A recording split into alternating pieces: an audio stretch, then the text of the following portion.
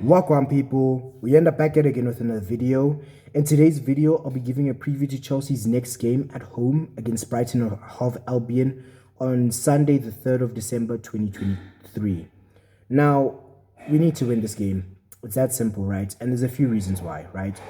Number one, we need to climb back into the top half of the table because as it stands, we're 11th with 16 points. Cool. Number two, the owners want top four from Pochettino, right? And as it stands, we are 12 points off top four and around 10 points off the top five. So if we're going to qualify for a European competition, we need to start getting our act together and getting back on track. No more unnecessary slip-ups, no more stupid mistakes, none of that. We need to start fixing up and getting back on track. And then on top of that, we need to start building momentum because we've got 8 games this December, right? And one of those is in the Carabao Cup, which is a competition that I would really like us to win. So for those 3 reasons, this is an important game. Now, Brighton are in a bit of a pickle, right? For 2 reasons. Number one, they have about 11 injuries. I'll reel off the names just now. Number two, they played in the Europa League on Thursday, right? Which means they only had Friday and Saturday to rest, and now they're playing us on Sunday, right? And I'm thinking to myself, okay, so Chelsea played last time against Newcastle last week Saturday, right? So this time last week we had played against Newcastle, right? And we got beat 4-1. Cool. After that, the players had 2 days off. After those 2 days off, right, they had Tuesday to train, they had Wednesday to train, they had Thursday to train, Friday and Saturday. 5 days of training, right? Plus 2 days off. We should be fully recovered. We should be ready for this challenge, right? There's no excuse to not beat Brighton, right? They've got 11 injuries and they had to play Europa League on Thursday, bro. And not only did they have to play in the Europa League, they traveled away for it. They were playing AEK Athens, right, in Greece, right? So they traveled from Brighton to Greece, right? Played their game and then came back, right? And now they have to travel to our ground to play us, right? It's important to note that Brighton and London are not too far apart, but still, right? They had to travel away during the middle of the week. They're traveling away again. There's no reason why we shouldn't beat them. It doesn't make sense for us to not beat them. Do you understand what I'm saying? Now, we have our own challenges, right? We have some absentees, right? Some very notable absentees. Number one, Reece James. He got sent off against Newcastle stupidly last week. Cool. Then Marco Correa, right? He has accumulated too many yellow cards, right? And he can't play in tomorrow's game. So they're both out. So now we're in a bit of a pickle, right? Who do we play at right back? Right? And some people are saying Caicedo. Some people are saying Gallagher. Some people are saying Disasi, right? But I've got someone else in mind who I think should be given the opportunity to show what they can do. This individual hasn't had much game time, and I feel that a game like this is perfect for them to have a baptism of fire and show us what they're made of, right? They've gone out on loan and done well in the past, right? Especially with Burnley last season, right? One of the top left backs in the championship last season from what we heard, right? But now it's his chance. Well, if I were Poch, I would give him this chance to show what he can do in a Chelsea shirt, right? Cool. Now, let's go through our injury list, and then after that, I'll get into the starting lineup, right? Let's go through our injury list, the Brighton injury list, and then I'll go through the starting lineup. So, on the injury list, we have Romeo Lavia, right, and Christopher Nkunku, who are still in the reconditioning phase of their rehabilitation program. And with those two, they have been training recently, but they faced late fitness tests today to determine whether they will be available for tomorrow or not.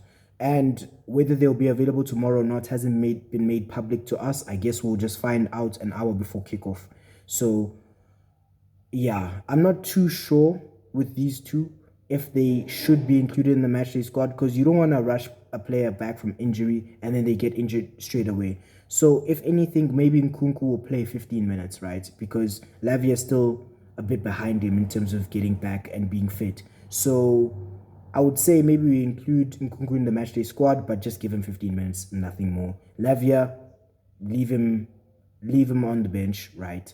Not on the bench, leave him out of the matchday squad, right? He can just rock up to Stamford Bridge, right, in some nice, comfortable clothing and enjoy the game. That's it. Let's not put him back when he's not ready to come back. Cool. Then from there, we've got Malo Gusto, right? He's got a minor knee ligament problem, right? And it's stopped him from joining up with his national team during the international break. And I was hoping that was a very small issue, but it turns out to be a bigger issue than what we thought, right? And it makes our problem of choosing the right back bigger, because if he was available, he would just be playing right back, simple. But now Reece James is not available and he's not available, so it creates a problem. Okay, cool. Then we've also got Trevor Chalobah out. We know this. Ben Chilwell, Carney Chukwuemeka, Wesley Fofana, who is back on grass sooner than people expected, but he's probably not going to be back for 3 or 4 months, so let's not get our hopes up with him, right? Now, let me tell you about Brighton's injuries, right? It's a long list, so let me get my piece of paper. The players they've got out include Adam Webster, Purvis Estupinan, Solly March, James Milner, Danny Welbeck, Julio Enciso, Kauro Mitoma, Ansu Fati, and Tariq Lamptey, right? And then suspended for this game are the captain Lewis Dunk and midfielder Mahmoud Dahoud. Now, when you look at our situation, we've got a few injuries, right? But the situation has gotten a lot better than what it used to be. And their situation is really bad. We should be overcoming them. Additionally, like I said, we've had time to train. We've had all week to prepare for this game. They had to juggle the Europa League game and this game, and rest and recovery as well. So there's no excuses for us to not win, especially at home, bro. If we don't win this, then top 4 is over for real. I know I said top 4 is over last week, but maybe somehow, some way we can perform miracles. But if we don't win tomorrow, then we're really putting ourselves in a pickle where extraordinary miracles would have to be performed in the second half of the season if we keep slipping up. So let's not slip up. Let's not put ourselves in that position, and let's field a good team that are going to get the job done. Now, who would we play? Who do we play in order to get the 3 points against Brighton at home?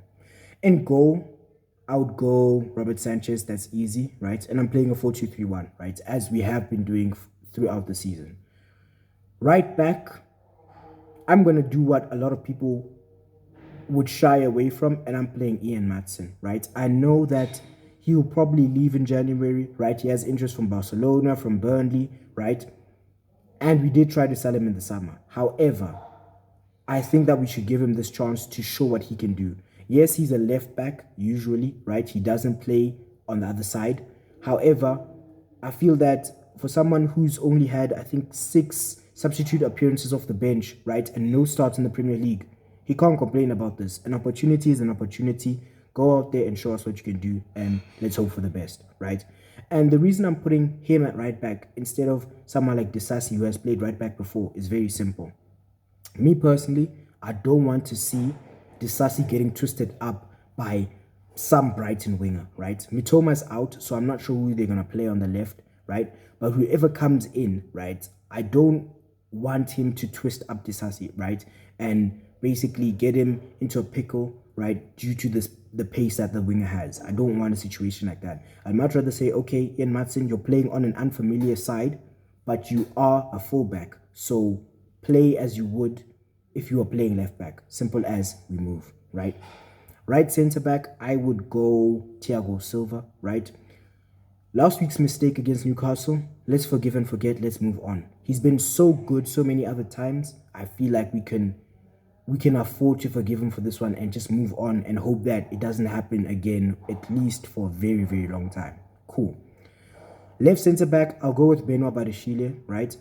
I want to give Badiashile a chance to atone for last week's mistakes, because last week his marking was poor. It was so poor, right? But I don't want it to be a situation where he had one poor game and I'm like, no, he's not a good centre-back. I don't want that, right? He played very well towards the tail end of last season, right?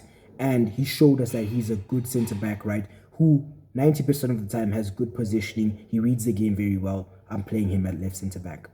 Left back is easy. That one goes to Mr. Levi Colwill. He's played there before, right? And in terms of who I'm going to start on the left wing, I feel like there's a little bit of chemistry there, you know. They have a little bit of a connection. So, yeah. In the double pivot, I would play Moises Caicedo and Enzo Fernandez. That's an easy one too. And then on that, actually, I feel that Caicedo and Enzo complement each other. I feel like when you have Caicedo playing against... No, sorry. When you have Caicedo playing alongside Ugochukwu, something is missing there. It doesn't work. When you have Fernandez with Ugochukwu and Caicedo's out for whatever reason, something is missing. So I think they are nice yin and yang for each other, right? They balance each other very nicely, speak the same language, so communication should be good. You know what I'm saying? You've got Enzo, who's forward-thinking, right? Who's looking to play very, very good passes. He has vision like that. Whereas Caicedo is someone who I look to, how can I say this nicely? To lock down the midfield, right? And to make sure we recover the ball before the opposition can launch dangerous attacks, things of that nature. That's what I expect from the two of them, and I think it's a good balance, so I'm going to go with that.